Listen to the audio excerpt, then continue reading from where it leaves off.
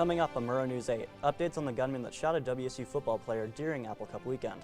And what happened to the corrections officer that leaked footage of Brian Kohberger in prison? Murrow News 8 starts now. From the Northwest Public Broadcasting Studios on the campus of Washington State University, this is Murrow News 8.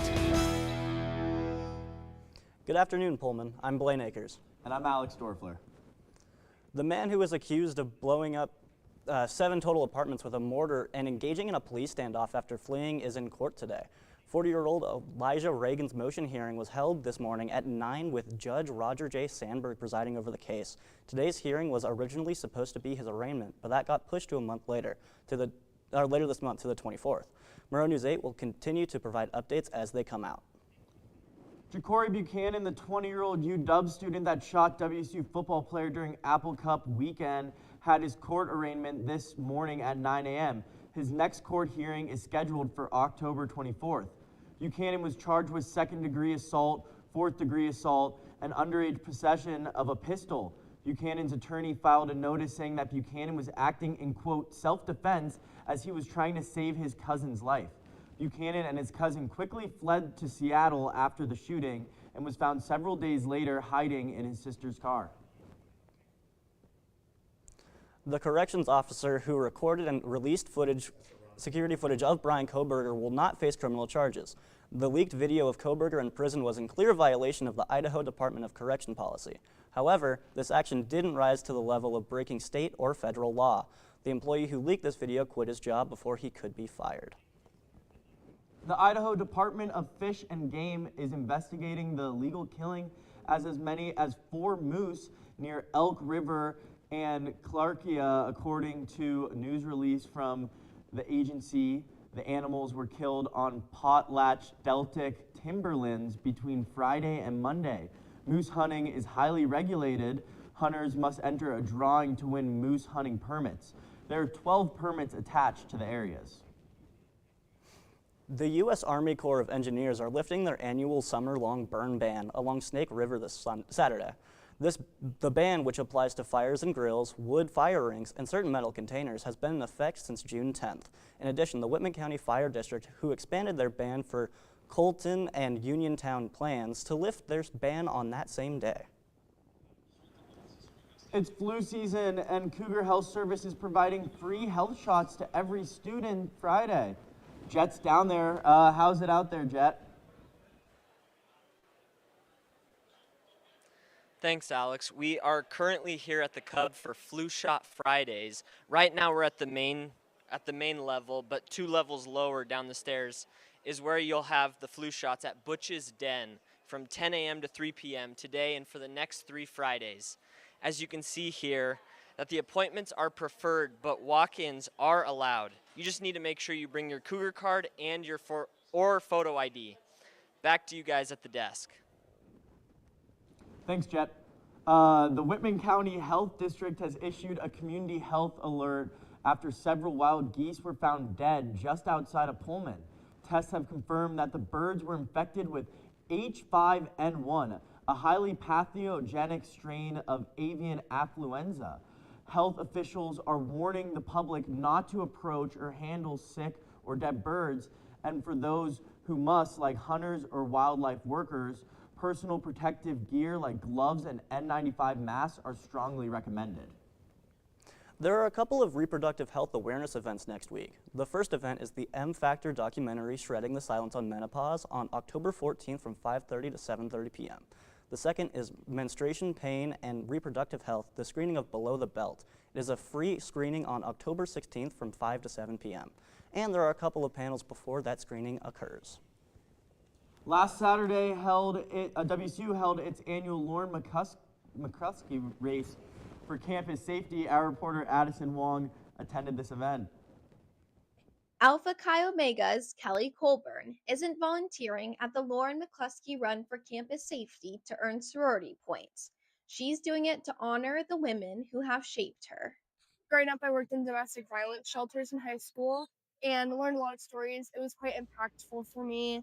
Lauren McCluskey, a Pullman High School graduate and University of Utah track athlete, was killed in 2018 in an act of dating violence after multiple police reports. On average, 1 in 3 college women are impacted by domestic violence. But right here behind me, WSU Police Chief Don Daniels is working to change that statistic.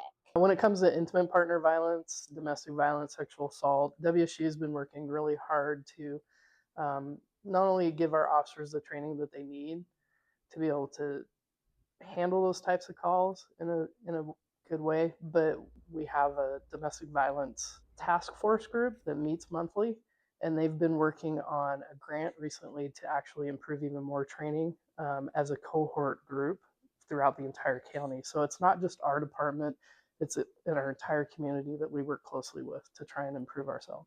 We've created things at the university such as the threat assessment team. I'm one of the co-chairs as the chief of police along with the dean of students, Jenna Hyatt. And then you have instances like the McCluskey incident that happened with Lauren.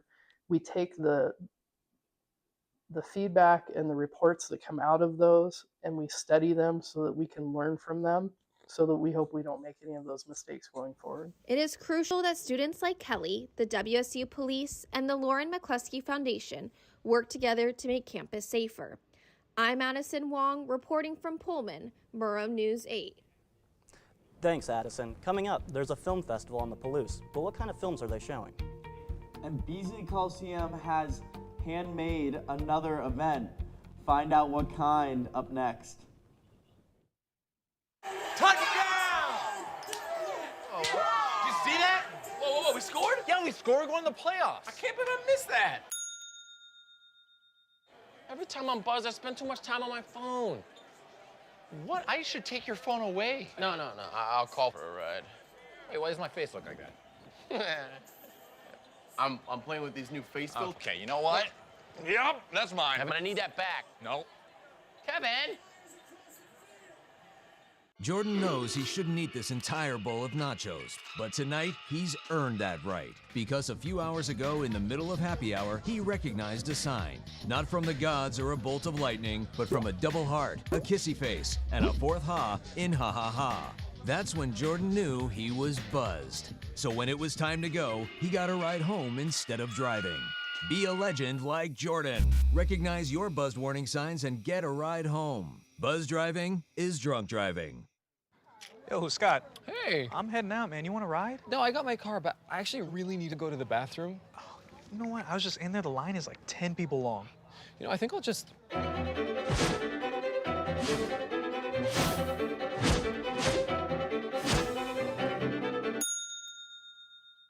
Dude, are you okay? You wouldn't believe what I was just thinking. I am definitely buzzed. Yeah. I think I will take this, and I will take that ride home. Smart man. Did you see how the dog was looking at me?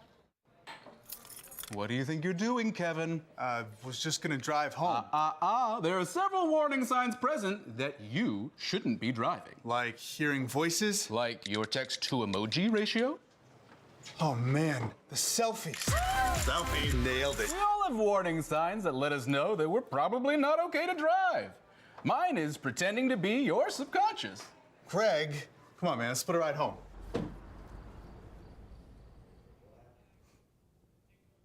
The Palouse French Film Festival continues next week. The film that is being shown is The Count of Monte Cristo on Tuesday, October 14th. All of the films in the festival are in French with English subtitles. There is also a reception with French wine and cheese before the screening. To attend, it is $5 per film and $12 for a full festival pass. Tonight is the last dry night of the week. If you are in the mood for some live music, Hotel McCoy on Paradise Street is having a free family-friendly live music concert on the patio. They'll be hosting Malachi Burrow tonight at 7 p.m. and the music will continue until 9 p.m. October is full of seasonal festivities. Our reporter, Becky Oberlander, attended one of them. Oktoberfest is a festival celebrated with live music, food, and dancing. Here in Grangeville, Idaho, community is very important to residents. One event that brings people together is Oktoberfest. Terry Schmitz is this year's event director. So any event that we have is huge for the community to come together. And so Grangeville itself, there's only a population of about 3,600, but we have a huge population in Idaho County outside Grangeville. So that's where we're drawing a lot of ranchers, farmers, and stuff. A classic way to celebrate Oktoberfest is with a pretzel.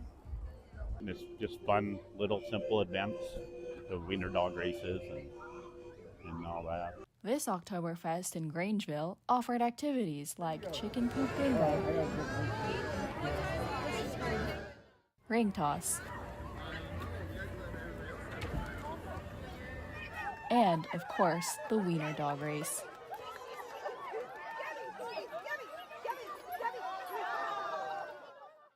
Chris Hagenbu has lived in Grangeville for almost 30 years. He says that this year's festivals bring back memories for adults who have lived in Grangeville their whole life. So this is the first time they've done it in a few years, and so it's kind of, I think it's good. It's a good fall festival and brings people together and bringing back some old stuff. Because a lot of the adults now that live in town were kids when they remember when we had the carnival and everything. It's events like these that bring the people of this small rural town in Idaho together. Grangeville is a nice family community, and so any event, actually, they're very, very supportive. You know just about everybody in some aspects, and it's open, friendly. It's a beautiful town, and a lot of people there to help you when when you need help and stuff, or there's a community. They do a lot to hold each other up, especially when things aren't good for a family or something. It seems like people pull together and we'll help them out. Reporting in Grangeville, this is Becky Oberlander. Thanks, Becky. If you didn't get the chance to attend Oktoberfest and still haven't gotten into the spooky season spirit yet, don't fret. The Haunted Palouse will kick off next Friday, the 17th, and run until the following weekend. Admission is for 12 years and older, and this is a community fundraiser. There will be multiple attractions, including a haunted house, street fair, zombie hunt, and more. Beasley Coliseum has been busy this week, first hosting a career fair and now a fall vintage and handmade fair on Saturday, hosted by DLG Events. DLG's website says that there are vendors coming from all around the Pacific Northwest, and it is expected to be one of the largest fairs in the area. Doors open at 10 a.m. and shoppers need to wrap it up by 5 p.m. Coming up, there might be something bugging you on campus.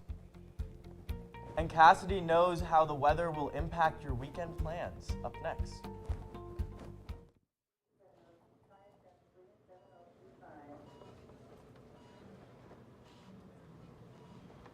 It's okay to be scared. You don't have to be so strong.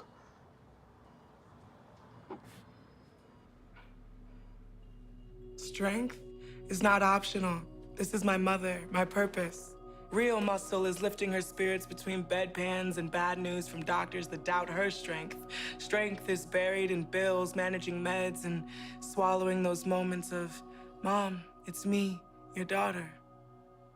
Remember, my strength is super, but I'm still human, right? Look who's here. There she is. Hey, thanks for your patience. How you feel? If you're caring for a loved one, visit aarp.org/caregiving for care guides and community, or call 1-877-333-5885. 1 in 3 adults has pre-diabetes. 1 in 3. That means it could be you. Your favorite brother, your other brother, you, yes. Your football buddy, your football buddy, you, the boss's boss. If 1 in 3 adults has prediabetes, that means it could be you, your barber, your barber's barber. Nice work.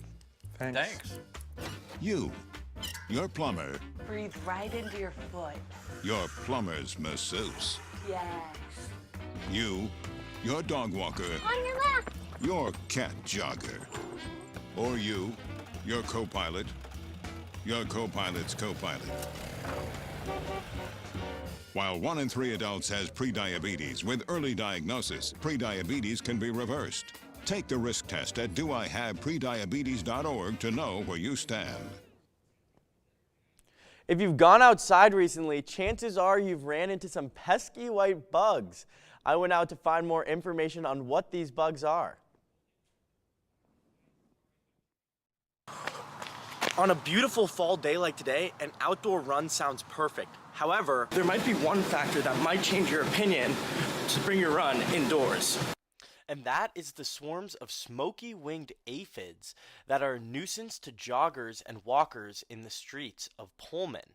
Yeah, probably one of the most annoying things about Pullman is those weird bugs. I have no idea where they come from, but they're always out this time of year. It's incredibly obnoxious. Entomologist and professor Richard Zach explains where they come from and what they're doing. So this is a type of aphid, which is a small little insect that during the summer it lives and feeds on the roots of conifer trees. So obviously we got a lot of conifers in the area. In the fall of the year, so just as we're starting to get these cooler temperatures and stuff, the aphids leave those conifer trees and they go find more protected places like ash trees and stuff to spend the winter. So what they're doing is they've produced literally millions of aphids on those conifer roots. They're getting up now. They're flying to try to find their winter habitat. And on nice evenings and stuff, those are the things that are just the clouds out in the air now. Yeah, so we never see them unless we go look for them. We never do. But right at this time of the year, they are one of the most common, kind of, I'd call them a nuisance insect, because they do no harm. They're not going to hurt you at all. But as you're walking from one class to another, you're taking a little stroll in the evening or something, and they're getting in your eyes and your nose and your ears and your mouth, that can be a problem. So the question among students and Pullman residents is, when will these bugs be gone? And then eventually, as we start getting the cooler nights and stuff, they will disappear. Well, Alex, I guess it's not that bad that the sunshine is starting to go away, because at least the bugs will too. Couldn't agree more. And I think, talking about the weather, let's send it to our weatherwoman Cassidy and find out about the erratic weather this week. Thank you. Yeah, those bugs are starting to die off, and I'm really happy about that. I hate bees, and I've seen them flying around everywhere. Today we're going to have a high of 69 and a low of 50 degrees, so we're getting a little bit of that warmer weather still, but it's not going to stick around. Tomorrow we're going to be having a high of 56 and a low of 45 with some rain. We're finally getting that wet weather that we really, really need. The ducks are going to be some happy campers. Those wind speeds is what I want you to focus on. It's going to get up to 16 miles per hour, so those wind speeds are going to be very high. So make sure you be careful out there. It's going to feel colder than it actually is. Looking across the state, we have a wide variety of weather going on. Up in Olympia, we're going to see the high of 63. There's going to be some rain, pretty typical of the west side. Seattle's got 62 degrees as a high. If we look over into central Washington, into the Yakima and the Tri-Cities areas, they have some warmer temperatures than we do and some sun. I'm a little bit jealous. Yakima's going to have a high of 68, Tri-Cities 69. Spokane and Pullman here at home, Spokane's got a high of 61 and Pullman's got a high of 64. There's a very average temps for this time of year, but we're going to be plummeting down throughout the week. Saturday is going to feel super windy. We have a high of 56, a low of 45, so we're getting a little bit of those colder nights. It's going to be even more cold on Sunday. We're going to plummet down into 49 and 42. Monday, Tuesday, Wednesday, we have much of the same in the mid 50-degree temperatures. Thank you so much. Back to you at the desk. Thanks, Cassidy. WSU got a D- in campus free speech. Our reporter Levi Couvert has more details. Students at WSU are constantly being graded on their schoolwork. But a few weeks ago, it was Washington State's turn to be graded. The test? Freedom of speech.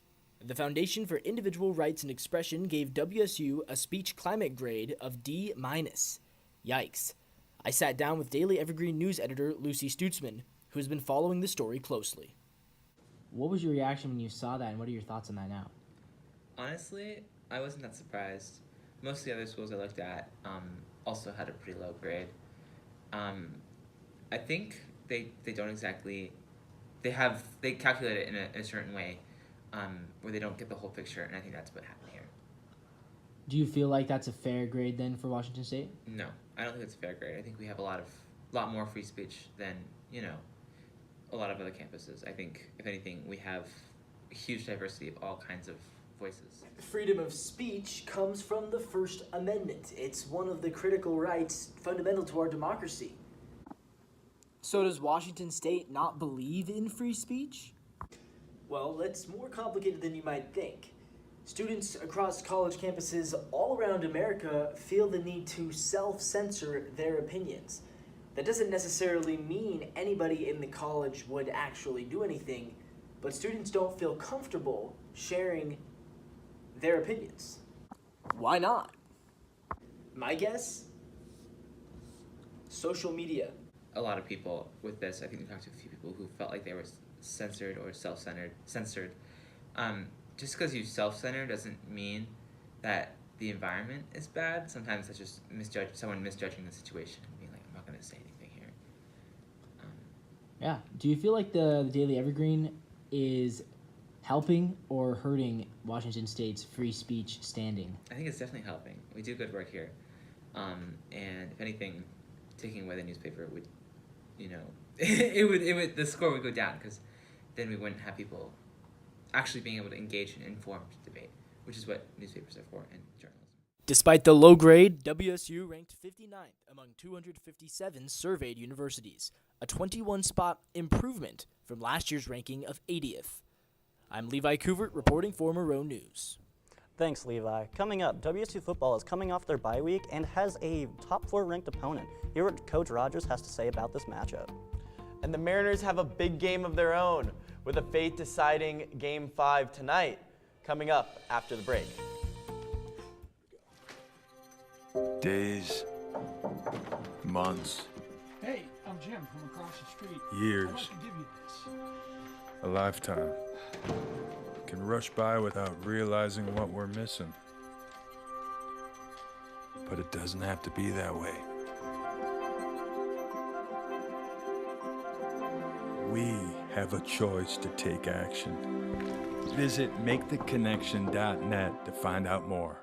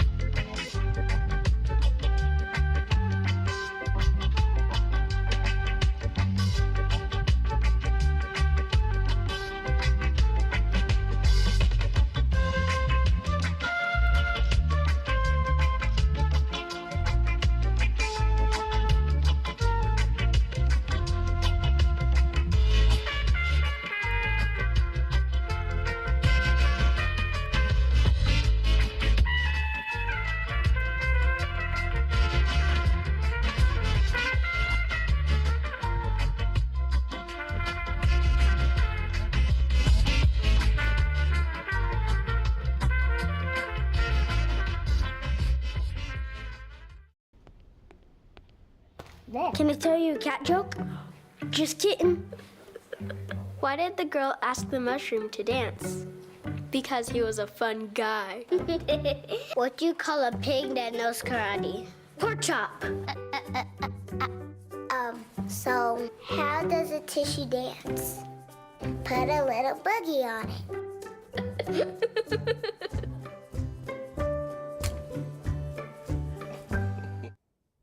How's it going, everyone? I'm Matthew Sansom, taking care of your sports this Friday.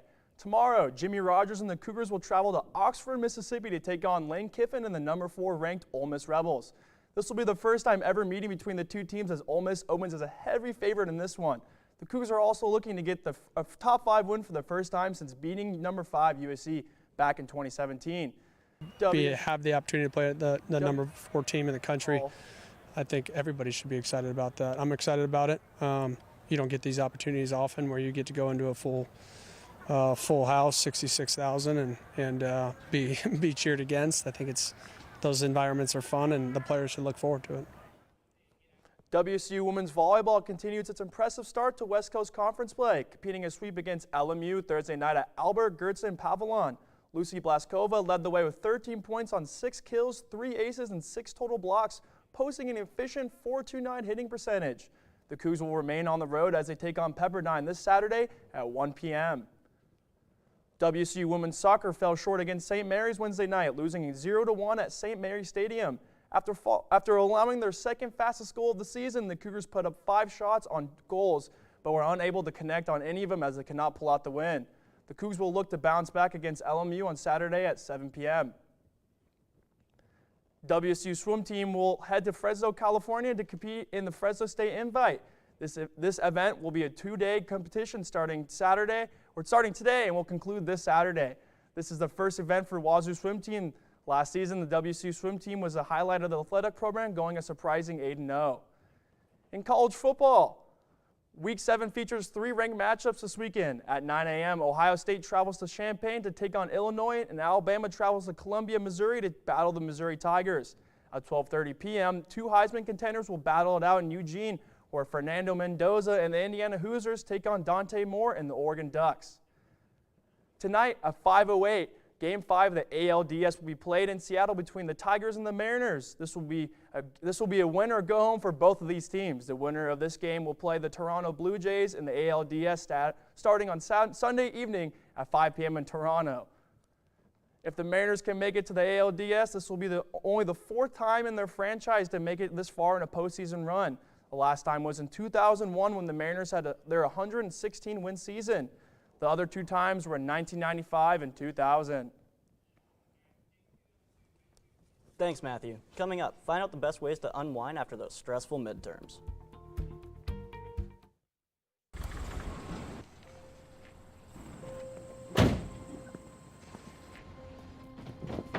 Dad, they took over my bedroom. Come on, come on. Okay, Dad. 1, 2, 3. Dad!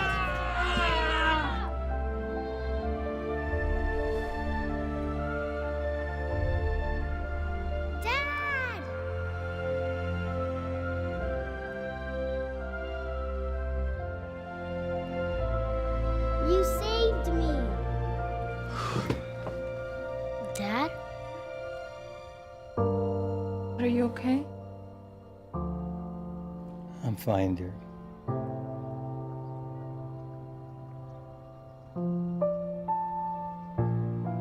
Your hero needs you now, and AARP is here to help. Find the care guides you need at aarp.org/caregiving.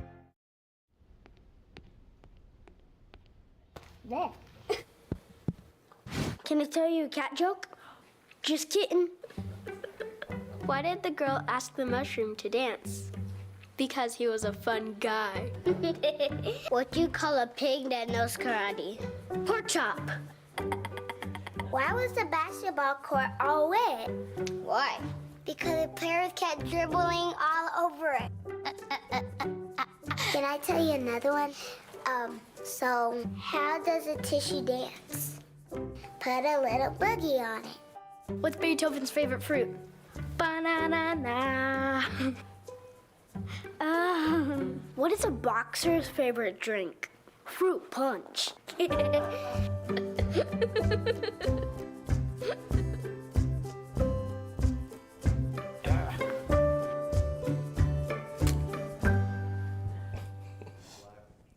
Well, it's Mental Health Day. How do you guys unwind after and prioritize your mental health? Well, I like to go home after a long day, get into bed, put on a face mask, watch some Netflix, preferably Lucifer on Netflix. I love that show. What about you guys? A little bit of a different realm. I love watching football Saturday and Sunday. And then Monday night, we got Monday Night Football. It's a great weekend every weekend for me, to be honest with you guys. Yeah, I'm the same way. Like, I think prioritizing mental health is something that is very important for everyone. I think that it's also really important that you check in with your friends and like really try to be like just like an open ear for them, because you never know what's going on with anyone. And like even personally, me for myself, like it's good for me to like talk to my family and all that stuff. Like that's kind of how I wind down a little bit. Also, like listen to music, go to the gym. Those are some good ways. But yeah, I think that's all we got. Thank you for tuning in, and check out our social medias. Have a good night.